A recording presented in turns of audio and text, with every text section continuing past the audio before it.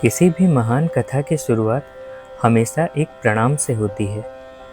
और जब कथा हो भगवान श्री राम की, तो उसकी शुरुआत होती है भक्ति, विनय और मंगलाचरण से। आज से आरंभ हो रही है श्री रामचरितमानस की पावन यात्रा। नमस्कार, आप सुन रहे हैं श्री रामचरितमानस की पावन कथा। गोस्वामी तुलसीदास जी द्वारा रचित और गीता प्रेस गोरखपुर के मूल ग्रंथ पर आधारित रामचरितमानस की यह कथा केवल एक धार्मिक ग्रंथ नहीं है। यह धर्म, भक्ति, आदर्श और जीवन के मार्ग का प्रकाश है। और इसी महान कथा की शुरुआत होती है मंगलाचरण से। गोस्वामी तुलसीदास जी सबसे पहले स्मरण करते हैं विघ्नों को दूर करने वाले भगवान श्री गणेश का। तो हम भी श्री गणेश का स्मरण करते हुए भगवान से प्रार्थना करते हैं कि भगवान गणेश हमारी वाणी को मंगलमय और सफल बनाएं, ताकि हम भगवान राम की कथा का वर्णन सही और सुंदर रूप में कर सकें। इसके बाद तुलसीदास जी माता सरस्वती का स्मरण करते हैं। तो हम भी माता सरस्वती का स्मरण करते हैं। माता सरस्वती ज्ञान और वाणी की देवी हैं। हम उनसे प्रार्थना करते हैं कि वे हमें ऐसी बुद्धि और वाणी प्रदान करें जिससे हम राम कथा का वर्णन भक्ति और प्रेम से कर सकें। इसके बाद तुलसीदास जी सबसे महत्वपूर्ण प्रणाम अपने गुरु को करते हैं। रामचरितमानस में गुरु का स्थान अत्यंत उच्च बताया गया है। तो हम यहाँ तुलसीदास जी को अपना गुरु मानकर उन्हें प्रणाम करते हैं।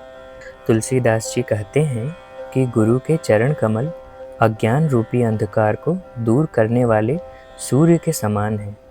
गुरु ही वह मार्ग दिखाते हैं जिससे मनुष्य भगवान तक पहुंच सकता है। इसीलिए वे विनम्रता से कहते हैं, मैं अपने गुरु के चरणों की धूल को प्रणाम करता हूँ, जो मनुष्य के मन को पवित्र बनाती है और ज्ञान का प्रकाश देती है। इसके बाद तुलसीदास जी भगवान शिव और माता पार्वती का स्मरण करते हैं। इसीलिए हम भी भगवान शिव और माता पार्वती का स्मरण करते हैं। रामचरितमानस में भगवान शिव को राम का महान भक्त बताया गया है। तुलसीदास जी कहते हैं, भगवान शिव स्वयं राम नाम का जाप करते हैं। इसीलिए वे शिव पार्वती को प्रणाम करते हुए राम कथा की शुरुआत करते हैं। और इसीलिए हम भी शिव पार्वती को प्रणाम करते हुए इस राम कथा के पाठ की शुरुआत करते हैं। फिर तुलसीदास जी भगवान श्री राम के चरणों में प्रणाम करते हैं। हम भी प्रभु श्री राम के चरणों में अपना प्रणाम करते हैं। वे कहते हैं कि राम करुणा के सागर हैं और भक्तों के रक्षक हैं। राम का नाम मनुष्य के जीवन को पवित्र बना देता है। राम नाम का स्मरण सभी दुखों को दूर कर देता है। और कलयुग में राम नाम ही मनुष्य का सबसे बड़ा सहारा है। इसी भाव से तुलसीदास जी रामचरितमानस की कथा का आरंभ करते हैं।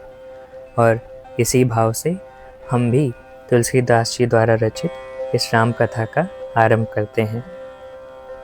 राम कथा केवल एक कथा नहीं है, यह भक्ति का मार्ग है। जो मनुष्य श्रद्धा और प्रेम से राम कथा को सुनता है, उसका जीवन धन्य हो जाता है। अब आरंभ होने वाली है राम कथा की वह अद्भुत यात्रा, जिसमें हमें मिलेगा भक्ति का मार्ग, धर्म का प्रकाश और आदर्श जीवन की शिक्षा।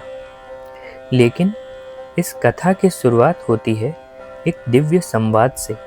एक ऐसा संवाद जो भगवान शिव और माता पार्वती के बीच हुआ, और वहीं से राम कथा का विस्तार शुरू होता है।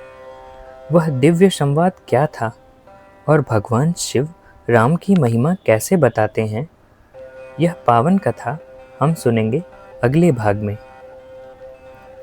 अगर आप रामचरितमानस की संपूर्ण कथा गीता प्रेस गोरखपुर के मूल ग्रंथ के अनुसार सुनना चाहते हैं तो चैनल को सब्सक्राइब अवश्य करें और कमेंट में लिखें जय श्री राम।